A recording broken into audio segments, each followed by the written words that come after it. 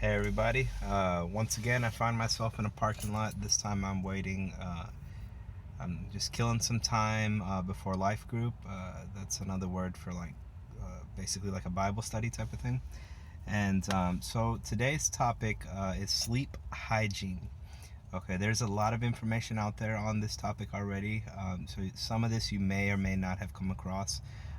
It's kind of expansive. There's so much information. I always joke with my clients saying, like, look, this session you're gonna feel like you're drinking from a water hose. So I usually give out a piece of paper with this information since it's so much. But here are a couple of the main things. Okay, one of them, light exposure. Okay, light after I've heard different things. Some say it's, man, I have a really bad glare in here. Light after 11 o'clock. So from 11 p.m. to 4 a.m. exposure to light has a negative impact on the dopaminergic system. Okay, and so that's going to impact your feeling of motivation. A lot of times people talk about the dopaminergic system as if it's just like a rewards thing. That's actually bad pop psychology. It's more so about motivating you to do something outside of yourself. Okay, but anyway, so that's a negative thing. Caffeine after 2 p.m. is also a negative thing because caffeine has a half-life of approximately 6 hours. So imagine that.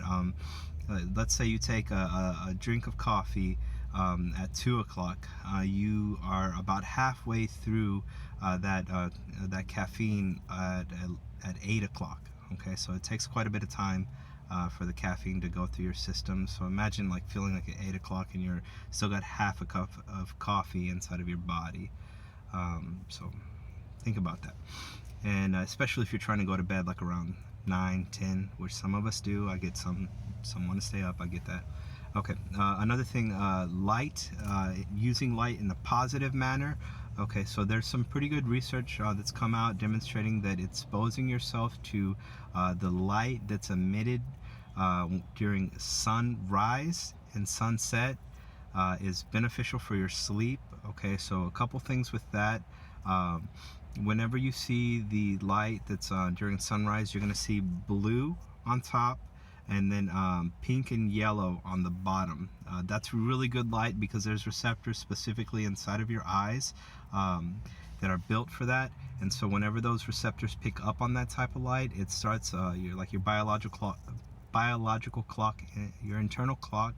And so essentially 16 hours after exposure, your body is going to be dumping melatonin. You naturally, oh, there goes my light. You naturally create melatonin inside of your brain. I believe it's the pituitary gland that produces it. And so it's not really something that you have to supplement. However, some people do supplement, like a lot of people do. The issue with supplementation of melatonin is that, so they did some studies on a couple different brands. I don't know those brands.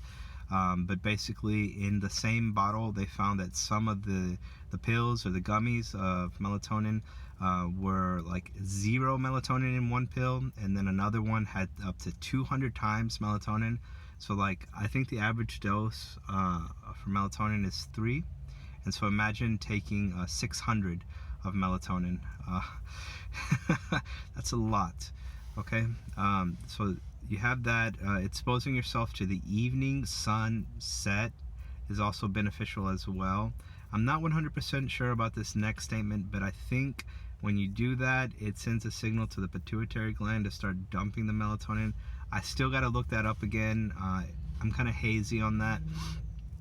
Another thing, temperature. Temperature is a key role. If you notice, like when it gets dark outside, it gets colder outside. So I'm not going to sit here and debate about like how long humans have been around or creation or anything like that. Most of you that know me kind of know my stance on that. And but essentially prior to light bulb being invented, I think like 200 years ago, our only source of light post sun going down was on like candles and fires and stuff like that. So we had very, very, very limited access to light after the sun went down. Currently, like the sun is literally going down right now, and it's about 5:30 on average.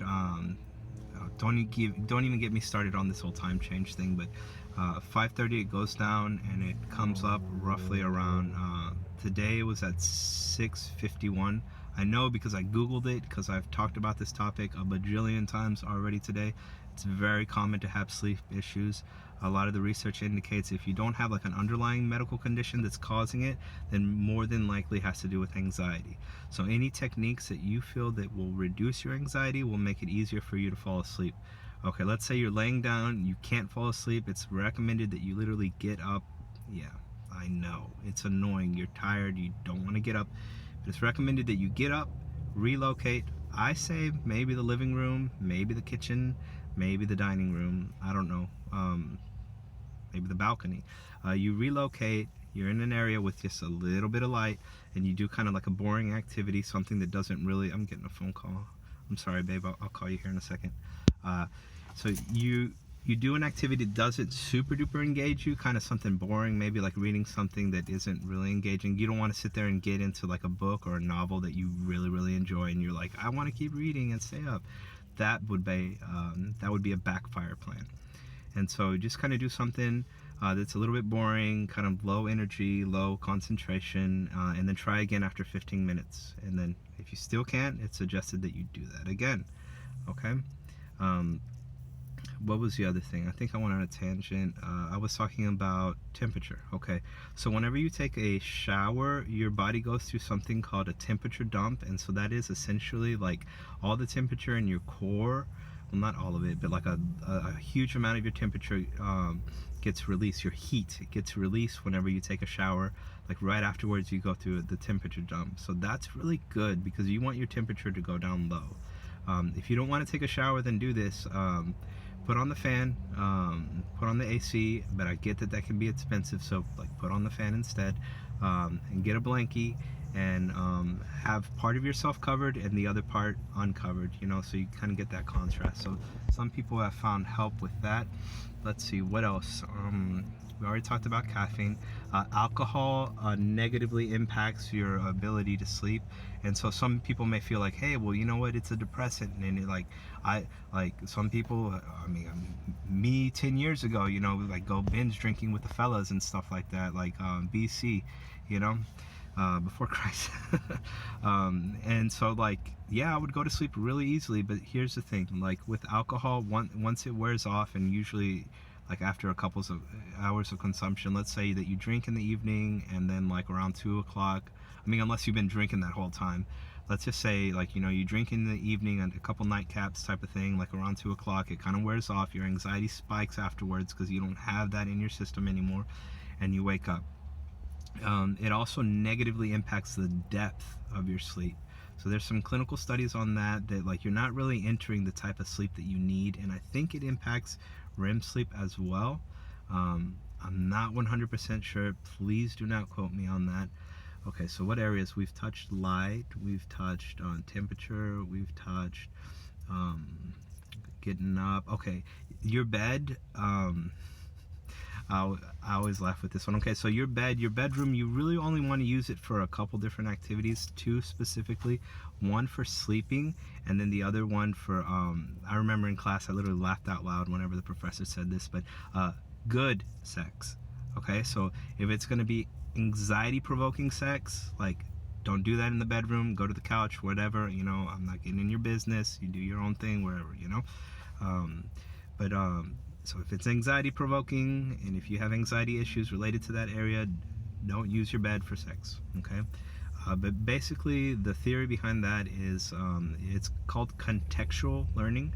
So essentially your brain will assign function to the rooms that you're in, okay? So let's say you were a client of mine, your brain would assign the function of like, this is where I talk about my things, this is where I feel my emotions, this is where I process, this is where I vent. That's the therapy room. Like your brain has it programmed in your mind, right? So you want to program your mind to recognize your bedroom as where you go to sleep, okay? And so if you're in the habit of like, okay, like when you lay down, like all your anxious thoughts start coming up. Hello darkness, my old friend. I once heard a friend crack that joke. Shout out to Cantu. You know who you are. If you can do it, if he can do it, so can you. But anyways, if you're accustomed to like the bed being where you like sit down and stress about everything, or like look at your life where it's like all the things I regret. Yeah, no, don't do that in your bed, because you're basically using contextual learning against yourself. That's kind of all that comes to my mind right now. This video is about 10 minutes long. You may be bored, you may be liking this, you may be taking notes. I don't know. There's more on sleep hygiene. I may come out with a second video. I don't think I will. Like, it's taken me like a month to come out with this one right here. So like, and it just kind of happens whenever it happens. It's and I'm not being professional right now or anything like that. I am gonna post it on my LinkedIn, but I mean, this is just straight off the cuff, like a couple different things on sleep hygiene. If you have any questions, feel free to drop them in the comments. I may or may not be able to answer it. I'm not a sleep expert, but these are just some basic things that I teach my clients who are struggling with sleep.